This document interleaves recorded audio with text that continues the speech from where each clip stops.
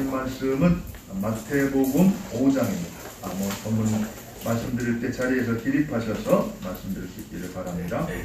5장 1절부터 12절 제가 봉독합니다. 예수께서 무리를 보시고 산에 올라가 앉으시니 제자들이 나온지라 입을 열어 가르쳐 이르시되 심령이 가난한 자는 복이 있나니 천국이 그들의 것이며 애통하는 자는 복이 있나니 그들이 위로를 받을 것이며 온유한 자는 복이 있나니 그들이 땅을 기업으로 받을 것이며 의에 줄이고 목마른 자는 복이 있나니 그들이 배부를 것이며 긍휼히 여기는 자는 복이 있나니 그들이 긍휼히 여김을 받을 것이며 마음이 청결한 자는 복이 있나니 그들이 하나님을 볼 것이며 화평하게 하는 자는 복이 있나니 그들이 하나님의 아들이라 일컬음을 받을 것이며 의를 위하여 박해를 받은 자는 복이 있나니 천국이 그들의 것입니다. 나로 말미암아 너희를 욕하고 박해하고 거짓으로 너희를 거슬러 모든 악한 말을 할 때에는 너희에게 복이 있나니 기뻐하고 즐거워하라. 하늘에서 너희의 성이 큼이라. 너희 전에 있던 선지자들도 이같이 박해하였느니라. 아멘. 기도의 성자라고 불리웠던 E.M. 바운즈는 이런 말을 했어요. 세상은 좋은 방법을 찾지만 하나님께서는 좋은 사람을 찾으신다. 사람이 하나님의 방법이다. 사실 하나님께서 하나님의 사람을 통해서 자신의 뜻을 이 땅 위에서 이뤄가시는 것을 볼 수가 있습니다. 그래서 우리도 할 수만 있다면은 하나님이 쓰시는 그런 사람이 되었으면 좋겠다 하는 것이 우리 모두의 바람이기도 하죠. 하나님께서 쓰시는 사람은 예수님을 닮은 사람이에요.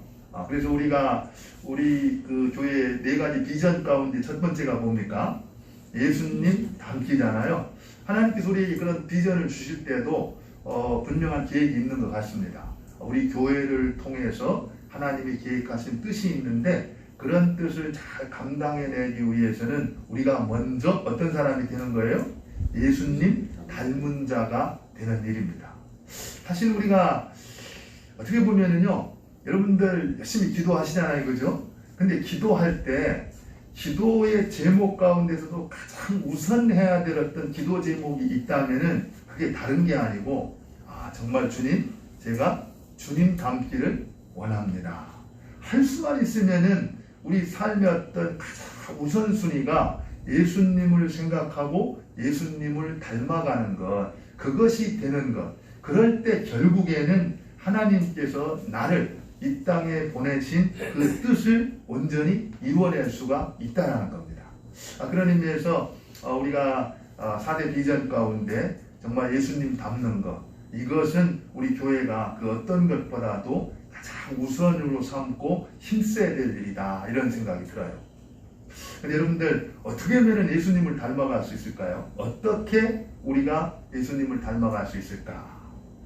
결국에는 예수님께로 나가야 되겠죠. 그래서 예수님의 삶과 그분의 가르침을 우리가 살펴볼 때 예수님께서는 어떤 마음을 품으셨고 또 어떤 목적을 갖고 계셨고 또 어떻게 사셨는가, 이런 것들을 우리가 발견하면서 우리도 예수님의 모습을 조금씩 닮아갈 수가 있다, 이런 생각을 합니다. 근데 결국에요, 예수님의 가르침이 중요한 이유가 사실은 보통 사람들은 잘 그렇지 않아요. 그렇지만 주님께서는 본인이 가르치신 그대로 어떻게 했습니까? 사셨어요. 그렇기 때문에 그 예수님의 가르침을 보면은 예수님을 우리가 만날 수가 있는 겁니다. 그래서 이제 앞으로 우리가 할 수 있으면은 몇 달 정도 이렇게 산상수훈을 좀 살펴보려고 합니다. 사실 산상수훈은 산상, 그죠? 산 위에서 가르쳐 주신 교훈이다 해서 산상수훈인데, 또 어떤 분들은 너무 귀한 이 가르침이다 해서 산상보훈이다, 이렇게 얘기를 해요. 실제로 예수님께서 많은 가르침을 주셨지만 이 산상수훈만큼 예수님이 참 이렇게 우리한테 주신 교훈 가운데 중요한 핵심적인 그런 내용을 담은 그런 성경도 없습니다. 그래서 우리가 이 산상수훈을 잘 살펴볼 때 정말 하나님의 백성으로서 우리가 이 땅에서 어떻게 살아야 될지, 또 무엇을 해야 될지, 그러면서 우리는 어떻게 주님을 닮을 수 있는가, 이런 것들을 발견할 수가 있습니다. 근데요, 여러분들 산상설교를 쭉 보면은 산상설교를 한마디로 이렇게 표현한다. 그럼 어떻게 표현할 수 있는지 아세요? 산상설교 한마디로 말하면은 너희는 다르게 살아야 한다, 이겁니다. 너희는 다르게 살아야 한다.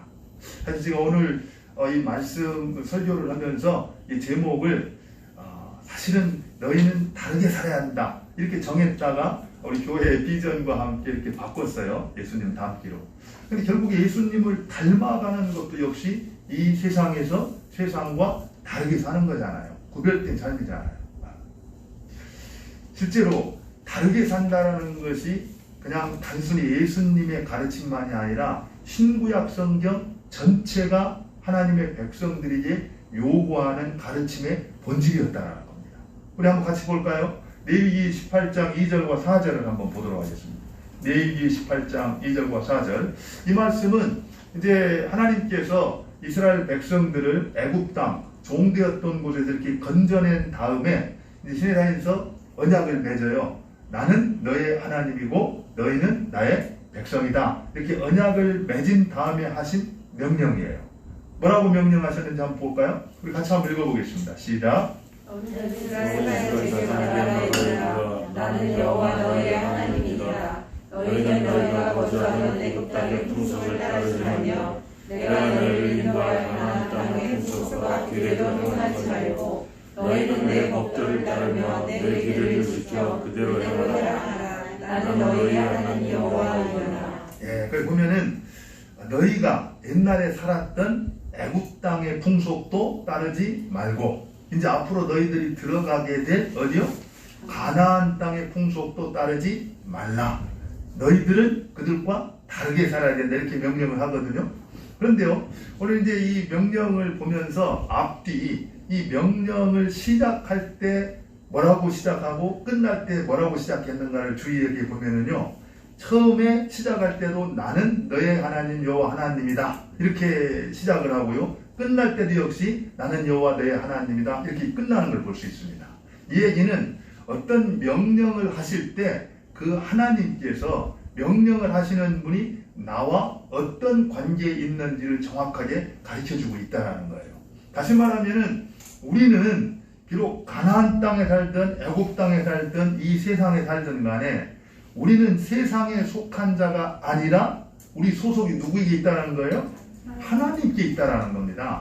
그렇기 때문에 우리의 주인은 하나님이라는 거예요. 그래서 우리는 세상에 맞추어 살지 말고 누구한테 맞춰 살라는 거예요? 하나님께 맞추어 사는 것이 옳다라는 겁니다. 그렇기 때문에 너희들은 세상에서 세상과 다르게 구별되게 그렇게 살아야 된다 이렇게 명령을 하고 있는 거죠. 어떠세요 여러분들? 사실은 오늘 이 메시지의 중심이기도 하고요, 또 앞으로 우리가 계속해서 이 산상수 살펴볼 때 이제 계속해서 우리한테 요구하는 거거든요. 사실 산상수 6장 8절에 보면은 너희는 그들을 본받지 말라 이렇게 얘기합니다. 그들을 본받지 말라. 이게 어떻게 보면은 산상설교 전체의 핵심일 수 있어요. 또 똑같이 바울도 마찬가지로 그렇게 얘기잖아요. 그죠? 로마서 12장 2절에 보면은 1장부터 11장까지 너희가 얼마나 기가 막힌 그 하나님의 은혜로 구원을 받았는가 그것을 다 설명한 다음에 그 다음에 뭐라고 말합니까? 너희는 이 세대를 본받지 말라 이렇게 명령을 해요. 세대를 본받지 말라. 결국에 이 세상에서 너희는 구별된 삶을 너희는 다르게 살아야 된다 이렇게 말하고 있다는 겁니다. 한번 오늘 이 시간에 우리가 좀 이렇게 좀 조용히 한번 우리 삶을 한번 돌아보면 좋을 것 같아요. 나는 정말 이 세상 가운데에서 세상 사람들이 쫓아가는 그 길로 가지 아니하고 세상 사람들이 어떤 가지고 있는 어떤 원칙과 기준을 따르지 아니하고 하나님의 백성이기 때문에 하나님 백성다운 어떤 삶의 목적과 삶의 방식과 생활 어떤 표준, 기준을 가지고 살아왔나? 아니면은 그저 나도 세상 사람들이 좋아하는 것을 같이 좋아하고 세상 사람들이 따라가는 길을 같이 갔는가? 한번 그런 것들을 돌아봤으면 좋겠어요. 사실 지금까지 우리가 정말 열심히 살았잖아요. 그죠? 지금도 열심히 살고 계신 걸 알고 있어요. 근데 이제 저는 이제 코로나가 주는 어떤 좀 유익이라고 할까? 이런 것들이 좀 속도를 늦춰라. 이런 면에서는 굉장히 우리한테 또 은혜가 있다고 생각이 들어요. 정말 정신없이 바쁘게 살던 것을 속도를 줄이면서 정말 정직하게 자신을 성찰하면서 어느 부분에서 좀 문제가 있었는지 이런 것들을 하나하나 살펴보면서 제자리를 잡아갈 수 있다라고 한다면은 어쩌면은 이 코로나가 우리들로 하여금 다시금 하나님과 올바른 관계로 깊이 들어갈 수 있는 은혜의 기회일 수 있다는 겁니다. 사실은 세상에서 우리가 얼마나 영향력을 끼치며 살아가는가 그렇지 못하는가의 어떤 기준은요, 우리가 많은 것을 얼마나 소유했는가, 또 내가 포지션이 얼마나 높아졌는가, 그런 것들에 의해서 이렇게 이루어지지 않고 뭐에 의해서 이루어지는 거예요? 내가 얼마나 세상과 다르게 살았는가에 따라서 그 영향력이 결정된다라는 겁니다. 그렇다라고 그러면 우리가 좀 관점을 좀 바꿔서 다르게 살아야 되겠다, 이런 부분들을 다시 한번 마음에 좀 이렇게 새겼으면 좋겠다, 이런 생각을 해요. 여러분들, 이렇게 우리가 신앙생활 하면서 불신자들한테 이렇게 말을 들을 때 가장 부끄러운 말이 무슨 말인지 아세요? 불신자들한테 말 들을 때 정말 뭐 잘못 온다 이런 것보다는 너도 똑같아, 이 말이 사실은 굉장히 부끄러운 말이에요. 너도 똑같아. 사실 우리는 똑같으면 안 되잖아요, 그죠? 하나님의 백성인데, 또 그래서 우리가 살아가는 이 삶의 방향도 틀리고 또 우리 신분도 다 틀린데 우리도 세상과 똑같이 살아가고 있다라고 한다면 그건 정말 우리가 부끄럽게 생각해야 될 부분입니다. 근데 그것도 부끄러운데 세상 사람만 또 못해, 뭐 이렇게 이야기를 들으면은 그건 더 부끄러운 일이죠, 그죠? 이런 것들을 살피면서 우리가 그렇게 살아서는 안 되는 겁니다, 그죠? 또 여러분들 다 그렇게 잘 살아오셨다고 생각을 하지만 한번 우리가 이런 모습을 말씀 앞에서 돌아보면서 우리를 바로 세워서 정말 당신은 다르네, 정말 틀리네, 그래서 그 사람들에게 우리를 통해서 주님 앞으로 이렇게 나아갈 수 있는 통로가 될 수 있도록 했으면 좋겠다, 이런 생각이 듭니다. 실제로 제가 이 말씀을 왜 이렇게 드리냐면요, 선교사로서 가장 위대한 선교사였다고 말하는 스탠리 존스 선교사가 인도에서 이렇게 선교를 할 때 간디를 만나서 나눴던 대화가 있습니다. 그런데 간디가 했던 말 가운데 하나가 무슨 말이냐면은 그런 얘기를 했어요. 나는 예수 그리스도를 좋아합니다.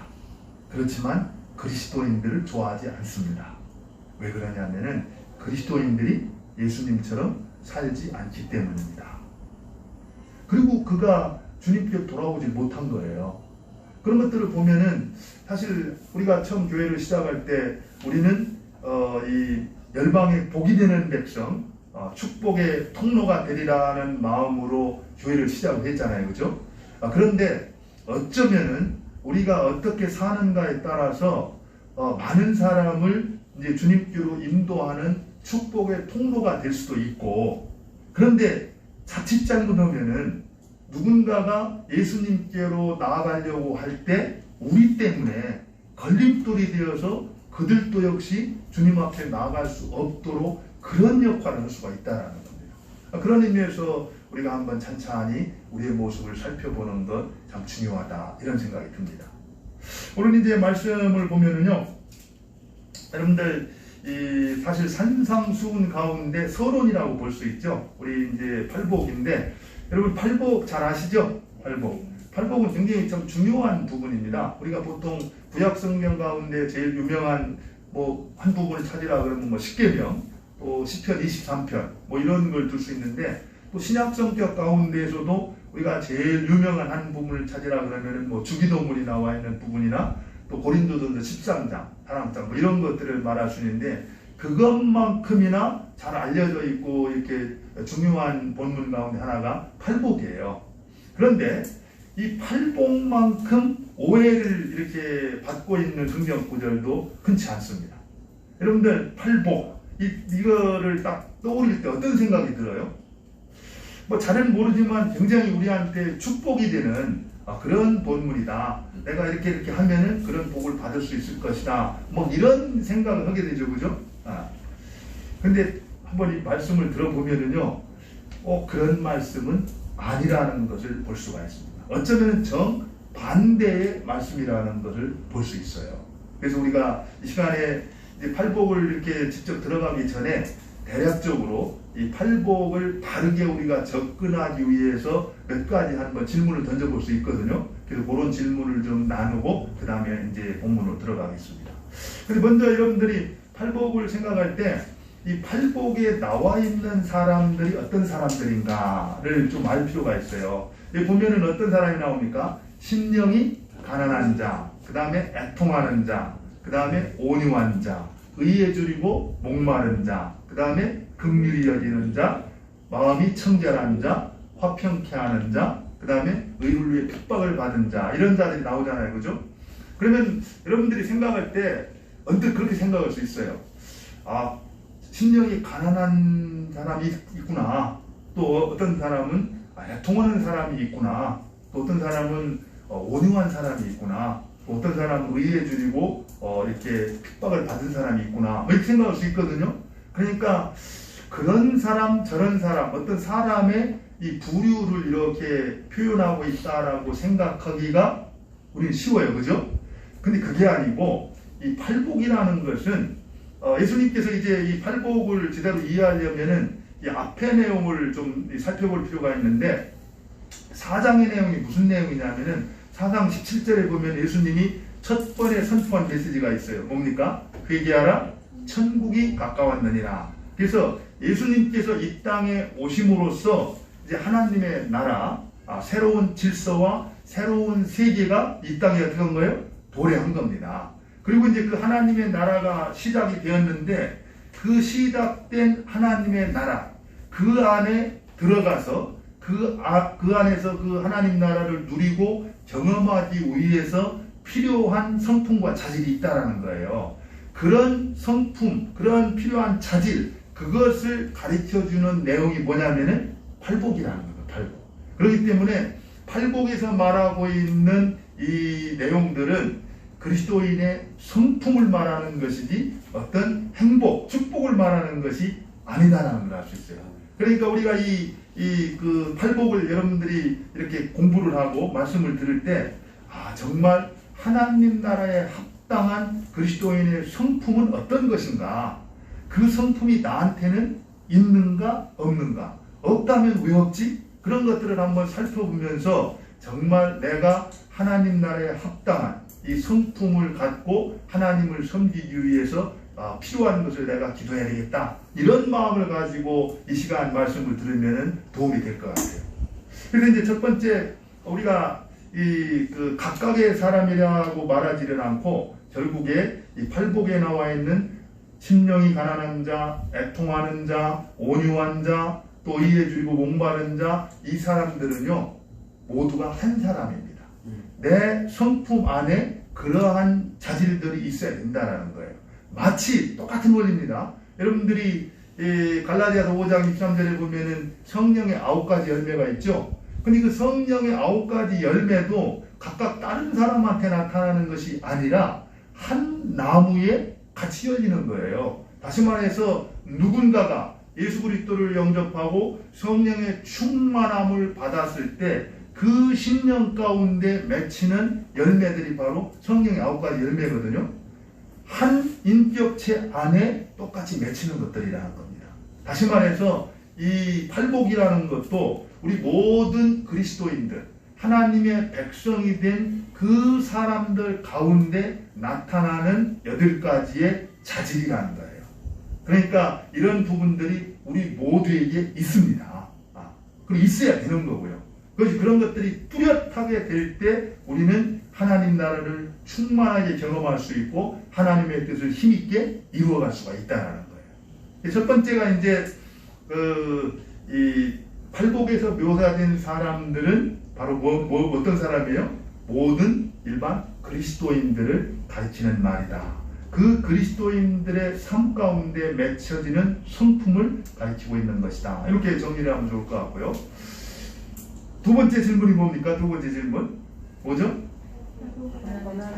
팔복에서 권하는 자질들. 그리고 팔복에서 이제 너희는 심령이 가난해야 돼. 정말 애통하는 자가 돼야 돼. 또 그리고 온유한 자가 돼야 돼. 또 그리고 뭡니까? 의에 줄이고 목마른 사람이 돼야 돼. 그리고 마음이 청결해야 되고 화평케 하는 자가 되고 긍휼히 여기는 자가 되고 이렇게 돼야 돼. 이 본면 하잖아요, 그죠?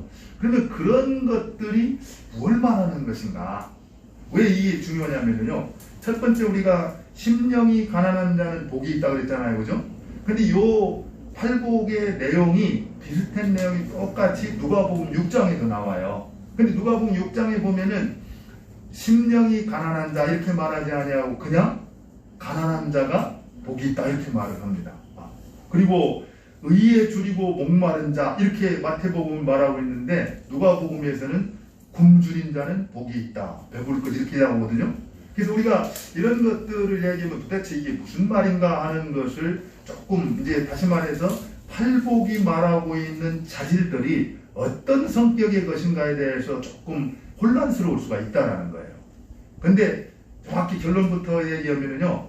이 팔복에서 말하는 자질들은 모두 영적인 자질들을 말하고 있습니다. 왜 그러냐면은 1절 3절을 보면은 심령이 가난한 자는 복이 있나니 그 다음에 뭐라고 말했습니까? 천국이 저희 것이요 이랬거든요. 결국에는 심령이 가난하기 때문에 그 하나님의 구원을 힘입을 수가 있고 천국을 차지할 수가 있다는 겁니다. 그런데 만약에 그냥 단순하게 이 사실을 가난한 자는 복이 있다. 물론 이제 그 누가복음이 그렇게 말을 하고 있어요. 근데 그 내용들도 조금 들어가서 보면은 가난하기 때문에 이 땅 위에서 의지할 곳은 하나님 한 분밖에 없기 때문에 그들이 하나님을 향해서 나아가게 되고 하나님의 은혜와 긍휼을 받아들이게 돼서 결국 이제 천국 백성이 되는 것을 말하고 있거든요. 그런 의미에서 결국 이제 마태복음 이 팔복에서 말하고 있는 자질들 이런 것들은 모두 영적인 자질을 말하는 것이다. 이렇게 이해를 하면은 이 본문을 이해하기가 쉽다라는 겁니다. 그 다음에 마지막으로 어떤 게 있습니까? 어떤 게 있죠? 약속하신 팔복에서 약속된 축복이 있습니다. 축복. 그게 어떤 축복인가 하는 거예요. 왜 이런 얘기가 나오냐면은 매 구절 나와요. 심령이 가난한 자는 복이 있다. 그 다음에 또 애통하는 자는 복이 있다. 계속 복이 있다고 얘기하거든요. 그러니까 우리가 생각할 때 복이다. 근데 사실은 요 복이라는 말이 마카리오스라는 이 단어를 쓰는데 이거를 이제 우리가 번역하면 행복하다 이런 뜻이거든요. 그러니까 보통 행복하다 이 얘기를 듣노라고 하면은 모든 사람들이 가지고 있는 뭐가 있습니까? 행복에 대한 개념들이 있어요. 여러분들도 정말 심령이 가난한 자는 행복하다. 그러면은 여러분들이 이렇게 내가 행복이라고 생각할 때 떠올리는 그런 개념들이 있죠. 근데 대체적으로 그 개념은 어떤 겁니까? 좋은 거잖아요, 그죠? 정말 이렇게 뭐 기쁘고 즐겁고 또 이렇게 평안하고 뭐 행복한 그런 것들이에요, 그죠? 그런데 우리가 보통 생각할 때 사람들이 행복하다라는 것은 어떤 겁니까? 주관적이에요. 안 그렇습니까? 방글라데시에 있는 사람들의 행복 지수가 미국보다 높다고 그러잖아요. 그죠? 그러면 절대적인 기준으로 봤을 때는 높을 만한 이유가 없어요. 그런데도 불구하고 그들이 행복하다. 또 어떤 사람은 정말 가진 게 돈밖에 없어요. 그죠? 그래가지고선 너무 지루해가지고 자살하는 사람도 있단 말이에요. 그런데 비해서 어떤 사람은 그냥 밥 세 끼 먹으면서도 어때요? 행복하다라고 만족하고 산다는 거예요. 이처럼 행복이라는 것은 굉장히 주관적이라는 겁니다. 그런데 오늘 이 본문에서 말하는 복이라는 것은 그런 인간이 느끼는 주관적인 행복이 아니고 어떤 복입니까? 하나님께서 보시는 객관적인 복이라는 거예요. 너 그런 상황이야? 그러면 너 행복한 거야. 하나님께서 보실 때 복되다 이렇게 말하고 있는 기준을 얘기하고 있다는 겁니다. 다시 말해서 심령이 가난하다. 바로 복되다. 하나님 그렇게 하신 거예요. 왜 그렇습니까? 천국이 너희 것이기 때문이다. 또 애통하다, 복되다 이렇게 얘기한 거예요. 왜 그렇습니까? 너희가 위로를 받을 것입니다.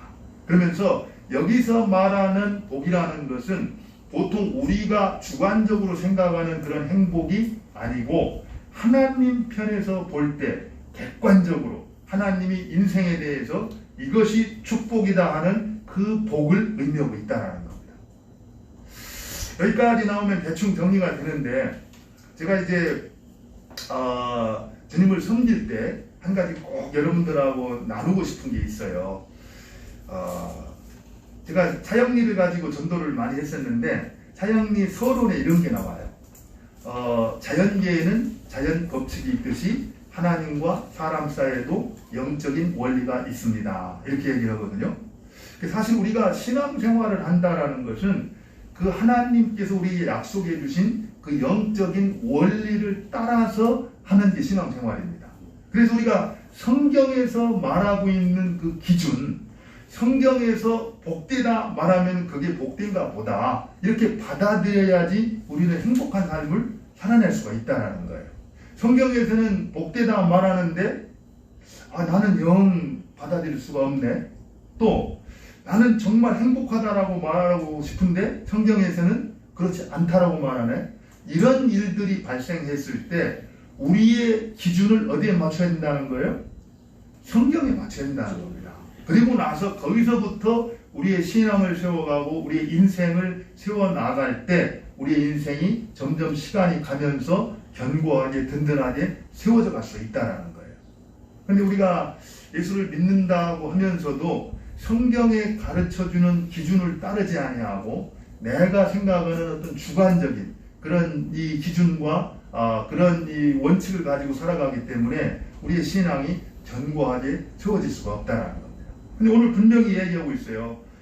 하나님께서 이런 자가 복되다 이렇게 말하고 있다는 거. 그런 의미에서 이 팔복에서 말하고 있는 약속하고 있는 축복들은 어떤 축복이에요? 우리 인간들이 주관적으로 느끼는 행복이 아니라 하나님께서 인생에 대해서 객관적인 표준으로 말씀해주고 있는 복이다 이런 얘기입니다. 그래서 저는 여러분들이 이걸 공부할 때 그 복이 나에게도 충만히 임하기를 갈망하고 그럴 책임이 있는 겁니다. 우리는 그럴 의무가 있는 거예요. 그 특권입니다. 그렇게 기도하시면서 또 거기에 맞추어서 우리의 어떤 신앙을 든든히 세워갈 수 있기를 바랍니다. 그러면 한 가지 우리가 살펴보고 싶은 게 먼저 1절 2절을 한번 볼까요? 서론이긴 한데 1절 2절 같이 한번 보겠습니다. 예수께서 무리를 보시고 산에 올라가 앉으시니 제자들이 나온지라 입을 열어 가르쳐 이르시되 이랬거든요. 사실은 이 부분을 보면서 산상수훈의 대상이 누군가에 대해서 말이 많아요. 그래서 어떤 사람들은 여기 보면은 산상수훈이 요구하고 있는 어떤 높은 윤리 수준 이런 것들을 보면서 이것은 모든 사람들에게 한 설교가 아니고 제자들에게 한 설교다 이렇게 얘기하고 있습니다. 문자적으로 맞습니다. 여기 나온 그대로를 보면은. 그러나 중요한 것은 그 4장의 내용들을 쭉 볼 것 같으면은 예수님께서 이 산상수훈 설교를 하기 전에 이 온 유대와 그 갈릴리 지역을 두루 다니면서 사역을 하셨거든요. 복음도 전하시고 또 귀신도 쫓아내고 또 병든다도 고쳐주셨어요. 그러다 보니까 막 모든 병자들 모든 사람들이 다 몰려온 겁니다. 그래서 그들을 고쳐주시다가 이제 잠시 그들을 피해가지고 이제 첫째로는 그들을 피하는 목적이 있어요. 둘째로는 제자들과 함께 집중적인 훈련을 하시기 위해서 산으로 가신 거예요. 그 산에 가셔서 이제 말씀을 전하고 있는 겁니다. 그러면 생각해 보세요.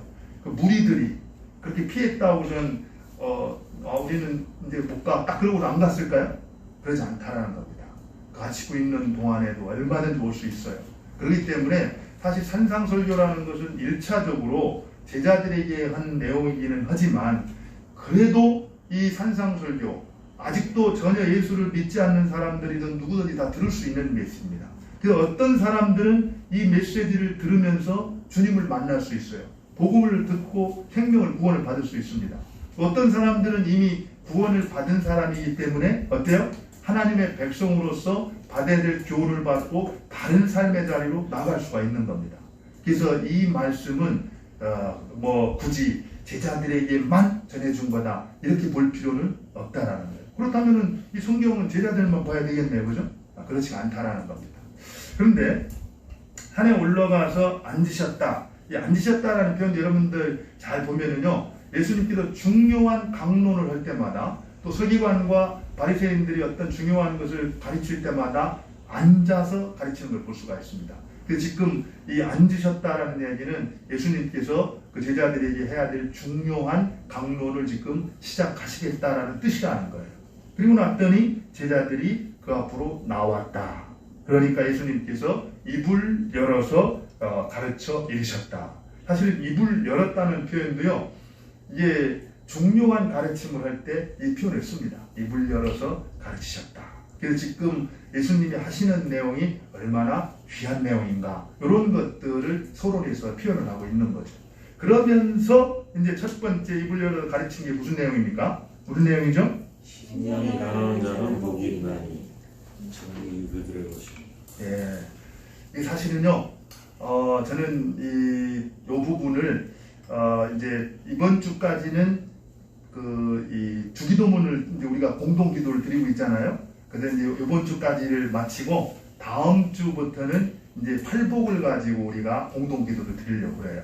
왜냐하면 사실 이 팔복을 우리가 마음에 깊이 새기면서 정말 내 그 성품이 그와 같이 될 수만 있다라고 한다면은 얼마나 참 큰 은혜와 복이 되는지 모릅니다.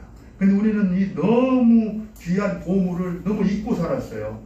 그래서 우리가 이것을 묵상하고 배우고 또 내 삶을 돌아보면서 그 팔복의 성품, 그 자질이 내 성품이 될 수 있기를 기도하는 마음으로, 또 자신을 돌아보는 마음으로 이 다음 주부터는 이제 이 팔복을 가지고 공동 기도를 드리려고 합니다.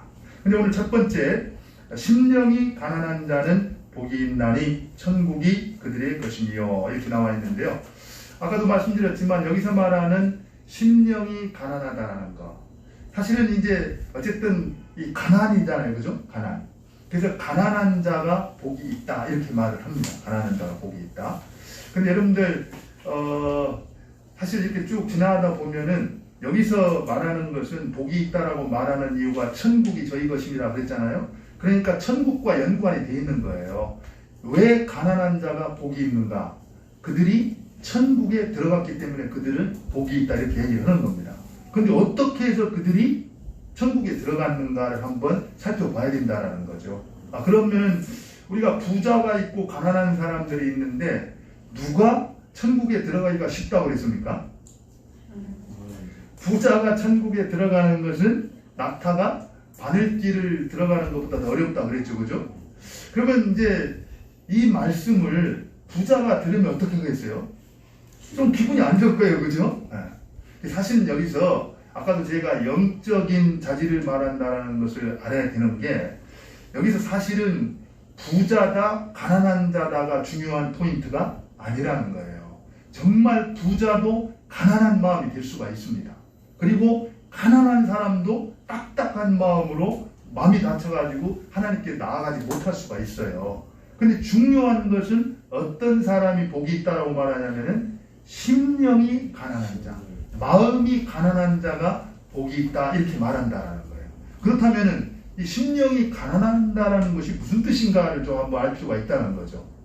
사실 우리가 이 말씀은 구약성경에서 가난한 자하고 연결되는 말씀이거든요. 여러분들 알다시피 구약성경에서 보면은 가난한 사람들은 어떤 사람이었습니까?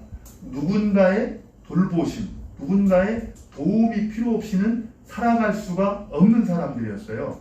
그래서 하나님께서 그들을 위해서 공동체 안에서 그들이 살아갈 수 있도록 배려를 해서 제도를 만들어 주셨습니다.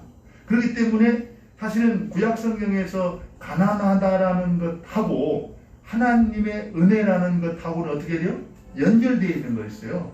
그래서 가난한 자가 복이 있다 이렇게 말을 할 때 가난한 자들은 늘 그런 생각을 했다는 겁니다.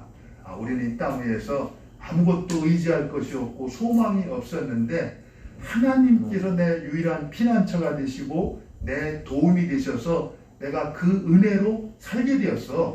이런 이제 이 등식이 성립을 했다는 거예요. 그래서 이제 그것을 마태가 어떻게 표현한 겁니까? 심령이 가난한 자가 복이 있다 이렇게 표현을 한 거죠. 근데요, 이렇게 얘기를 하면 또 우리가 이런 생각을 할 수 있어요. 가난한 사람들이 나는 가난해. 그러니까 하나님 나한테 은혜를 주셔야 돼. 뭐 이런 자세로 가는 것은 또 합당치가 않다라는 걸 알 수 있어요.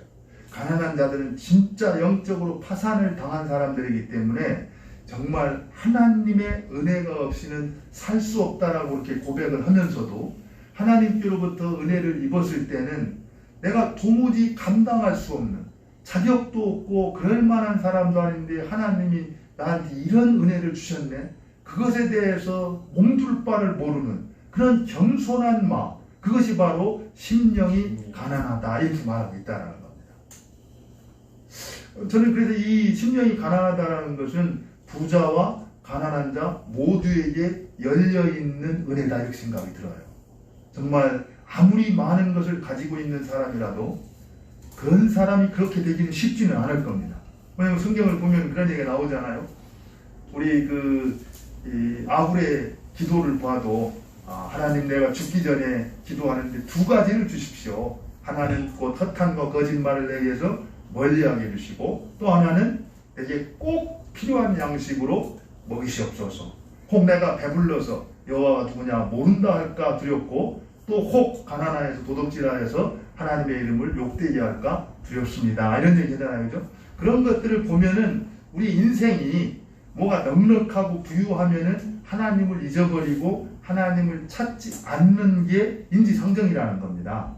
그런 면에서 결국 가난한 자들이 더 하나님께로 나아갈 수 있는 것이 어때요? 좀 쉬울 수 있다라는 거예요.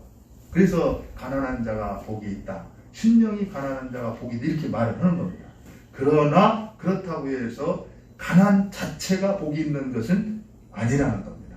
우리가 가난이라는 것을 통해서 자기 자신의 영적인 상태와 모든 것들을 성찰하는 가운데 정말 나는 하나님 아니면은 답이 없다. 하나님을 의지하지 않고는 살 수 있는 길이 없고 소망이 없다.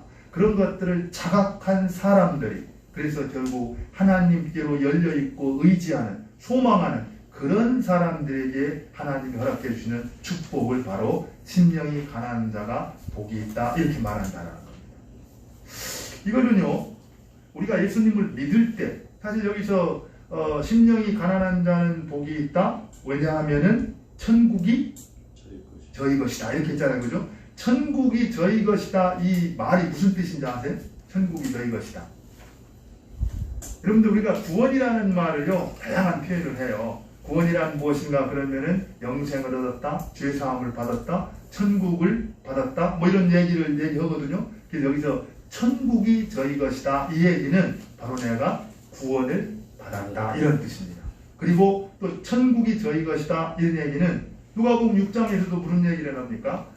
천국이 여기 있다 저기 있다 하지 말고 천국은 내 안에 있느니라 그랬잖아요. 그래서 천국이 임했다. 저희가 천국이 저희 것이다 라고 말할 때는 바로 예수 그리스도의 성령께서 우리 안에 들어오셔서 우리를 다스려 주시고 우리를 인도해 주시는 그런 삶을 우리가 살게 되었다라는 겁니다. 그러니까 여러분들을 말하고 있는 겁니다. 지금 복된 거 아닙니까? 그리고 내가 또 예수님을 만나고 이렇게 구원을 이렇게 받게 될 때도 쭉 생각을 해보면은 그런 가난한 심령이 있을 때잖아요. 그죠? 내가 모든 것을 할 수 있다라고 교만할 때가 아니라는 거예요. 실제로 저는 이런 것들이 매번 예배를 드릴 때마다 기도할 때마다 우리한테 좀 기억이 됐으면 좋겠어요. 아무것도 아니었는데 정말 그런 날을 하나님께서 구원해 주시고 또 천국 백성으로 삼아 주시고 그 하나님의 나라가 내 안에 임하게 된 것 얼마나 감사한가. 그런 것들에 겸손하게 감사하고 감격할 때 그 하나님의 은혜가 더 우리 가운데 충만하게 임한다라는 겁니다. 또 한 가지 이제 두 번째로 볼 수 있는 게 뭡니까? 애통하는 자가 복이 있다 그랬죠? 애통하는 자. 사실 이 애통이라는 것은 여러분들 이렇게 정말 사랑하는 사람하고 헤어지게 되거나 뭐 사별을 한다든지 그러면 어떻습니까? 굉장히 슬프죠? 근데 여기서 말하는 애통은 그런 애통이 아니라는 겁니다. 여기서 말하는 것은 회개의 슬픔을 말하고 있는 거예요. 회개의 슬픔. 다시 말하면은 죄인이 자기의 죄를 정직하게 인정을 했을 때 그 죄에 대해서 슬퍼하고 애통하는 걸 말하고 있습니다. 개인의 죄뿐만이 아니에요. 우리가 살아가고 있는 이 세상의 어떤 악에 대해서 정말 의인으로서 그것에 대해서 갖게 되는 우리의 애통을 말하고 있다는 겁니다. 우리가 보통 이 부분을 얘기할 때 어떤 때는요, 우리가 살아가면서 우리한테 깊은 어떤 상처가 있는 아픔들이 있어요. 물론 그런 것들이 하나님께로 나아갈 수 있는 통로가 되기도 하지만 대부분 그런 것들 때문에 하나님께로 나아가는데 걸림이 되기도 합니다. 그래서 우리가 정말 하나님의 위로를 필요로 한다라 그러면은 그런 애통하는 그런 정말 내가 슬퍼하고 힘들어하는 상처가 있었을 때 그 상처를 주목하면 안 된다는 거예요. 그 상황 가운데에서도 주님을 볼 수 있을 때 내 마음이 치유를 받고 회복을 경험하면서 위로를 받으면서 그 상처를 딛고 일어설 수가 있다는 겁니다. 근데 사실 여기서 말하는 이 애통, 우리가 보통 일반적으로 이제 생각할 때 애통한다? 그러면 생각할 수 있는 많은 어려움들이 있잖아요. 막 회사에서 상사한테 이렇게 스트레스 받으면서 애통하고, 또 우리가 살아가면서 생활 속에서 어려움 때문에 또 경제적인 막 힘들고 이런 것 때문에 애통하고 뭐 이런 게 있는데, 그런 애통이 아니라는 것. 여기서 말하는 것은 죄에 대한 애통을 말한다는 겁니다. 그러니까 우리가 정말 죄라는 것이 얼마나 우리를 비참하게 만들어가는가. 사실 우리 자신의 모습을 보면 그렇잖아요. 정말 말씀을 듣고 또 이 기도를 할 때마다 하나님 말씀에 순종하겠습니다. 그렇게 작정을 해놓고서 돌아서기만 하면 벌써 남을 비난하고 정죄하고 하나님이 기뻐하지 않는 그 죄로 아주 똘똘 뭉쳐져 있는 그런 우리 자신의 죄성을 보면서 우리가 어떻게 된다는 거예요? 가슴을 치면서 애통해야 하고 통회를 해야 된다는 겁니다. 그럴 때 하나님께서 위로가 되신다는 거. 왜 그렇습니까? 그 죄에 대해서 하나님 어때요? 용서를 해주시잖아요. 그 하나님의 용서를 경험하는 것보다 더 큰 위로는 없다는 거예요. 그러면서 우리가 점점점 죄로부터 해방될 수가 있고 더 하나님께로 가까이 나갈 수가 있다는 겁니다. 그런 이것이 결국 산상수훈을 듣는 이 제자들의 성품이 되어야 된다는 겁니다. 이것이 이 땅 위에서 주님을 따라가는 우리 그리스도인들의 성품이 되어야 되고 자질이 되어야 된다는 거죠. 그래서 여러분들 이제 앞으로 말씀을 들으면서 우리가 늘 그런 것들을 경험했으면 좋겠어요. 아, 정말 나는 심령이 가난한가? 또 나는 정말 애통하고 있는가? 내가 나 자신의 죄를 기억할 때, 또 이 세상의 악을, 죄악을 기억할 때 나는 그것 때문에 마음 아파하고 애통하고 있는가? 만약 그렇지 않다면 어떻게 됩니까? 우리 울어야 됩니다. 울어야 돼요. 실제로요, 제가 말씀을 준비하면서 인디안 선교로 우리 잘 알려져 있었던 데이빗 브레이너드, 정말 미국을 살렸던 사람이라고 하잖아요. 그 데이빗 브레이너드가 썼던 일기 가운데 이런 얘기가 있었습니다. 1740년 10월 18일 일기에 이렇게 쓰였어요. 아침 경건의 시간에 내 영혼을 완전히 녹아버렸으며 나의 엄청난 죄성과 비열함으로 인해 통렬하게 애통했다. 이렇게 말하고 있습니다. 정말 그가 하나님 앞에 귀하게 쓰임받을 수 있었던 것은 정말 죄에 대해서 또 악에 대해서 그 마음에 통렬한 애통함이 있었다라는 겁니다. 그렇기 때문에 하나님이 그를 통해서 놀라운 일들을 이루어 가실 수가 있었다는 거죠. 이런 애통과 그런 눈물은 하나님께서 담아놓은 그 병에 이렇게 더해가는 그 눈물이 될 수가 있다는 겁니다. 그리고 마지막으로 계시록에 보면 어떻게 합니까? 하나님께서 우리의 눈에 눈물을 씻어주신다고 했잖아요. 그런 위로를 우리가 경험할 수 있다는 겁니다. 우리 같이 한번 기도했으면 좋겠습니다. 오늘 이 말씀을 생각하면서 하나님, 저도 이제 팔복을 살펴보면서 내 성품과 자질이 이 팔복에 나와 있는 그러한 성품과 자질이 되기를 원합니다. 그리하여서 하나님 앞에 귀히 쓰임받는 그런 우리가 될 수 있게 해주십시오. 이런 마음으로 우리 같이 한번 합심해서 기도하겠습니다. 기도합니다.